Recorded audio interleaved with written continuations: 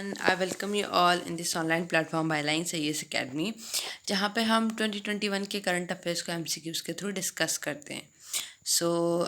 आज का session start करते हैं। सेशन स्टार्ट करने से पहले wish you all a very good luck for today session. Start करते हैं पहले क्वेश्चन के साथ।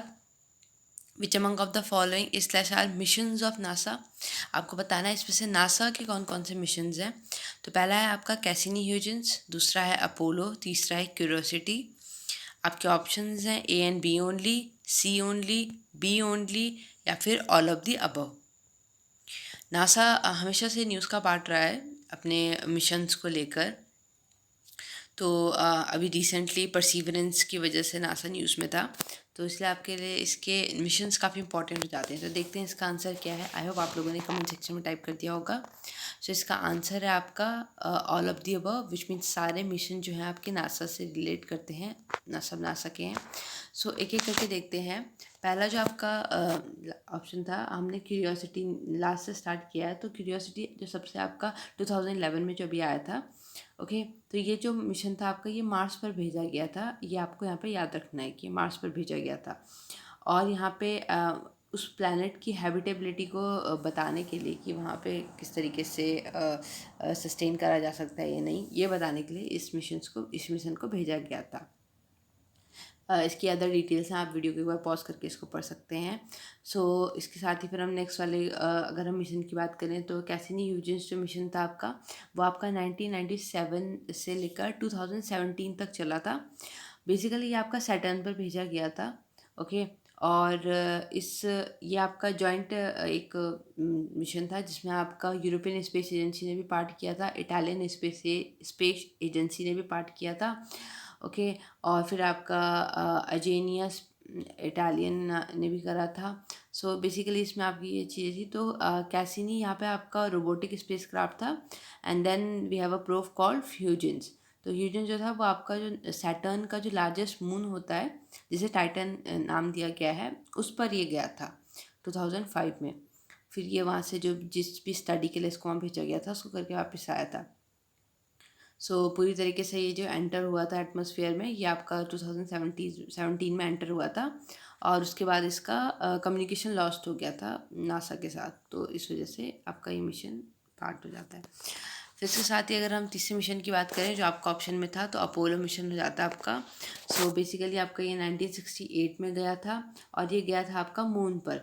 आपके लिए इंपॉर्टेंट जाते हैं कि तीनों जो मिशन थे आपके अलग अलग हैं, ओके। तो आपके लिए ये चीज़ें इम्पॉर्टेंट हो जाती हैं। अगर आप इसको एक बार फिर से देखना चाहें तो पहला वाला आपका मार्स पे गया था हैबिटेबिलिटी को चेक करने के, डिटरमाइन करने के लिए। दूसरा वाला आपका सैटर्न पे गया था, ओके। और तीसरा वाला जो था आपका मून पे गया था। इसके साथ ही आपके इसके और कई सारे मिशंस हैं। तो जैसे जैसे आपका न्यूज़ का पार्ट होती है जो चीज़ें, आप उसको एक बार आप उसको एक बार अगर रिवाइज करेंगे तो आपको क्लियर होता रहेगा।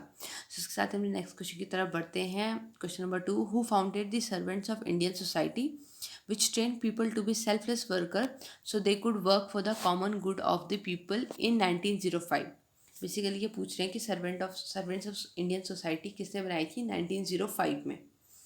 आपके ऑप्शंस हैं Mahatma Gandhi, Gopal Krishna Gokhale, third one is Dadabhai Naoroji या फिर नन ऑफ दी अबव।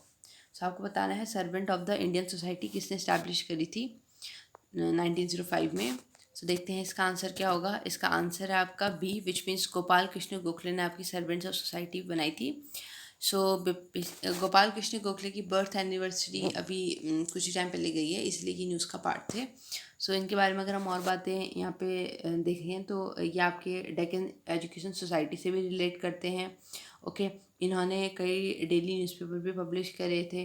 और यहाँ पे ये आपके काउंसिल ऑफ इंडिया में भी इलेक्ट हो रखे हैं आपके 1903 में। ये आपका इंपॉर्टेंट हो जाता है और इनसे रिलेटेड आपकी डिटेल्स आप एक बार इसको पॉज करके पढ़ सकते हैं। इसके साथ ही जो क्वेश्चन था 1905 में इन्होंने सर्वेंट्स ऑफ इंडियन सोसाइटी का इस्टेब्लिश किया था, ओके। फिर उसके बाद ही आपके क्वेश्चन आ सकता है कि क्या इन्होंने कभी INC which means Indian national Congress को हेड किया था, प्रेसिडेंट बने थे। तो यस, ये बने थे। इन्होंने मॉन्यूमेंटल रिफॉर्म्स में भी काफ़ी अपना पार्ट दिया है, तो ये आपका इंपॉर्टेंट हो जाता है। इंपॉर्टेंट आपके लिए हो जाता है क्योंकि गोपाल कृष्ण गोखले जो महात्मा गांधी थे उनके पॉलिटिकल गुरु भी थे। तो ये यहाँ पे आपके लिए इम्पोर्टेंट हो जाता है। और यहाँ पे आयरनी ये है कि मोहम्मद जिन्ना जो थे, गोपाल कृष्ण गोखले, इनके भी पॉलिटिकल मेंटोर थे। सो आप यहाँ पे देख सकते हैं कि अलग, काफ़ी अलग पर्सनालिटीज़ के दिख रहे हैं। सो इसलिए आपके ये वैसे भी आपकी काफ़ी इंपॉर्टेंट पर्सनालिटी हैं। सो इसके साथ ही में नेक्स्ट क्वेश्चन की तरफ बढ़ते हैं। आप इसको एक बार पॉज करके अपने जहाँ पे भी नोट्स प्रिपेयर कर रहे हैं वहाँ पे इसको अच्छे से अपना फ्लो चार्ट बना के तैयार कर सकते हैं। सो थर्ड क्वेश्चन बढ़ते हैं। India has a permanent research station in the Arctic called. आपको बताना है कि आर्कटिक जो एरिया है वहाँ पे इंडिया का जो रिसर्च स्टेशन है उसका नाम क्या है। पहला है हिमाद्री, दूसरा है शिवालिक, तीसरा है इंदिरा, या फिर नन ऑफ द अबव। सो देखते हैं इसका आंसर क्या है। इसका आंसर होगा आपका ए, विच मीन्स आपका हिमाद्री उसका नाम है। सो बेसिकली आपका 2008 में जो है इंडिया ने अपना एक परमानेंट रिसर्च स्टेशन इस्टेब्लिश बनाया था आपका हिमाद्री। ओके, और ये नॉर्वे में आपका ये पड़ता है। फिर इसके साथ ही अगर इसकी और डिटेल्स आप एक बार इसको पढ़ सकते हैं। इम्पॉर्टेंट यहाँ पे ये हो जाता है कि जो ये आपका रिसर्च स्टेशन यहाँ पे बना है, सो बेसिकली यहाँ पे जो काम करेंगे, हम इंडिया से जो जाएंगे तो मिनिस्ट्री ऑफ अर्थ साइंसेस के अंडर यहाँ पे जितना भी कंडक्ट हो रहे चीज़ें, एक्टिविटीज़, वो ये देख रहे हैं उसको। दूसरा यहाँ पे इम्पॉर्टेंट हो जाता है कि जो आर्कटिक काउंसिल है, क्या इंडिया उसका पार्ट है। तो यहाँ पे आपको ये देखना ज़रूरी है कि इंडिया यहाँ पे एक ऑब्जर्वर स्टेटस इंडिया यहाँ पे को मिला है। और जो आर्कटिक काउंसिल है उसके पास 12 कंट्रीज़ हैं जो उसकी मेंबर्स हैं, जिसमें आपका आता है Japan, China, France, Germany, UK, Italy, Switzerland, Poland, Spain, Netherlands, Singapore and South Korea. तो इंडिया को यहाँ पे एक ऑब्जर्वर स्टेटस मिला है, ये आपको यहाँ पे याद रखना है। और यहाँ पे फिर एक ट्रीटी इंपॉर्टेंट हो जाती है, सवालबार ट्रीटी, जो पेरिस में साइन हुई थी और ये 1920s में इसमें आपकी ये ट्रीटी हुई थी। सो इसके साथ ही नेक्स्ट क्वेश्चन की तरफ बढ़ते हैं। इससे पहले आप एक बार यहाँ पे आर्कटिक जो ओशियन है या आर्कटिक जो सर्कल है रीजन, उसके बारे में देख सकते हैं कि यहाँ पे कौन कौन सी कंट्रीज आपको दिख रही हैं। फॉर एग्जांपल आपको यहाँ पे कनाडा दिख रहा है, आपको यहाँ पे रशिया दिख रहा है, और यहाँ पे आपको कई सारी यहाँ पे कंट्रीज दिख रही हैं। फिर यहाँ पे आपको बेरिंग सी भी दिख रहा है, ग्रीनलैंड भी आपको दिख रहा है। ओके, सो इस तरीके से आप एक बार इसको जूम करके अच्छे से अपने नोट्स में या फिर जहाँ अपनी एटलस खोल के एक बार इसको अच्छे से स्टडी कर सकते हैं। सो इसके साथ ही हम नेक्स्ट क्वेश्चन की तरफ बढ़ते हैं। इससे बढ़ने से पहले एक एक्स्ट्रा क्वेश्चन जो हम देते ही हैं, उसमें मैं आपको ये देना चाहती हूँ कि जैसे हमने आर्कटिक में रिसर्च इस्टेब्लिश करे हैं जिस तरीके के, ऐसा हमने अंटार्कटिका में भी करा है। तो आपको कमेंट सेक्शन में बताना है कि अंटार्कटिका में उनके नाम क्या हैं जो हमने इस्टेब्लिश करे हुए हैं। ओके, सो आई होप आप लोगों को पता होगा। तो उसके साथ में नेक्स्ट क्वेश्चन की तरफ बढ़ते हैं। Which among of the following is the correct regarding Badrinath Dham. So पहला है आपका Badrinath is in the Garhwal Himalayas on the bank of Alaknanda river. दूसरा है the town lies between Nar and Narayan mountain ranges. So आपके ऑप्शंस हैं A only, B only, both या none.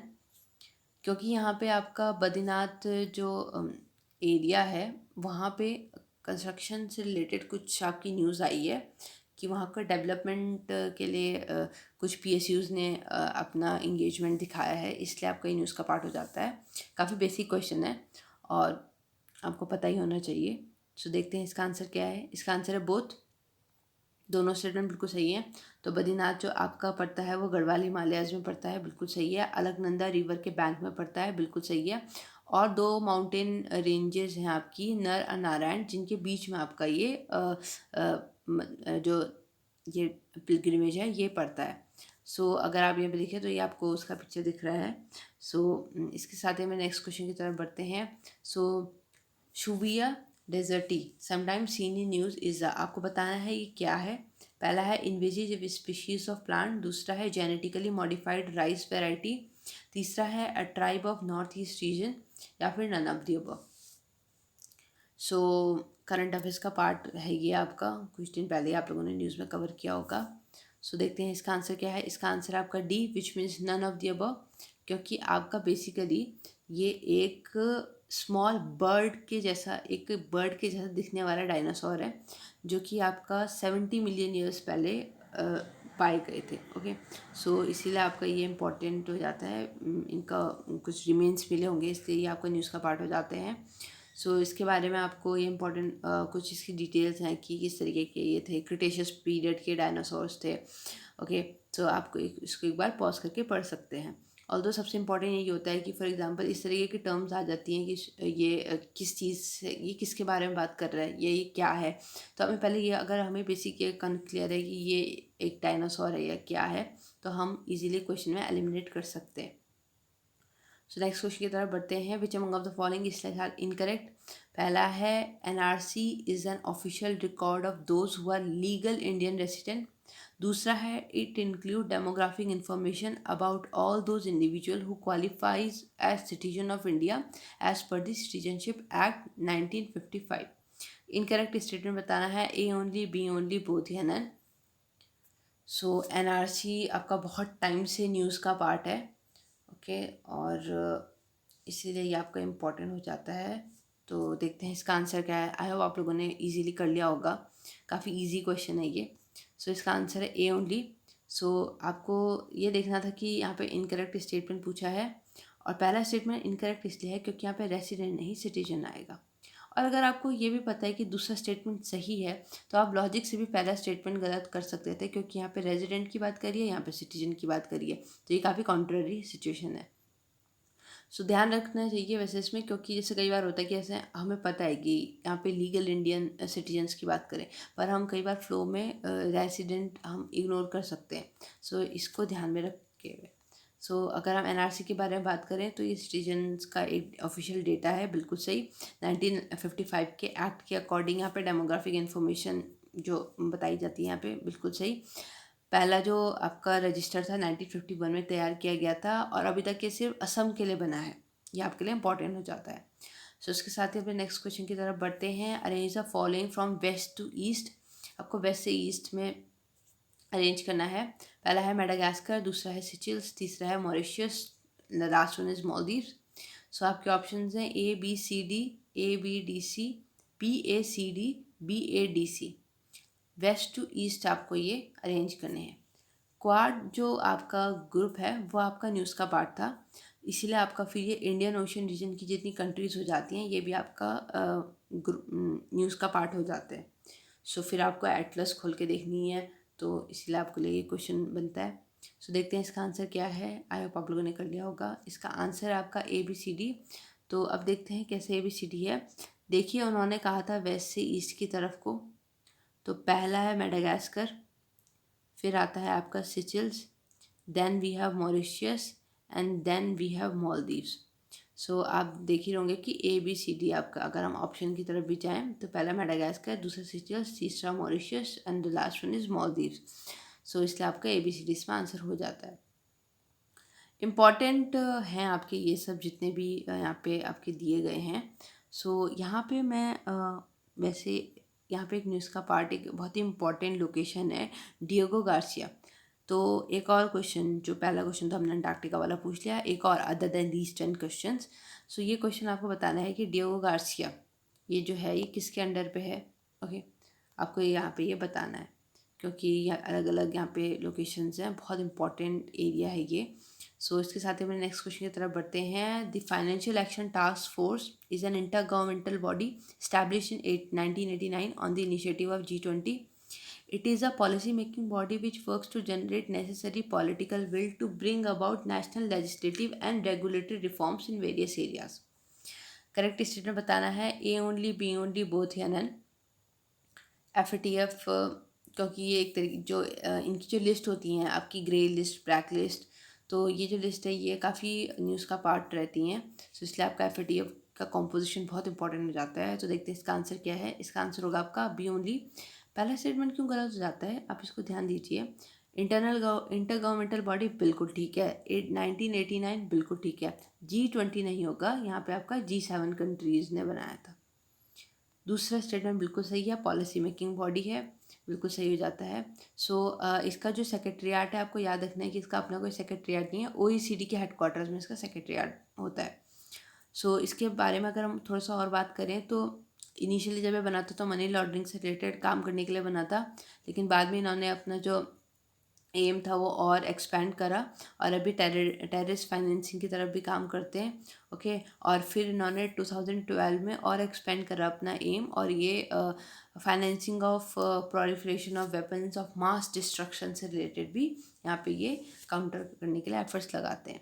सो इसके साथ हम नेक्स्ट क्वेश्चन की तरफ बढ़ते हैं। Indira is a military exercise between India and, आपको बताना है कि इनके बीच में होती है। So Japan, Russia, Bangladesh, United kingdom.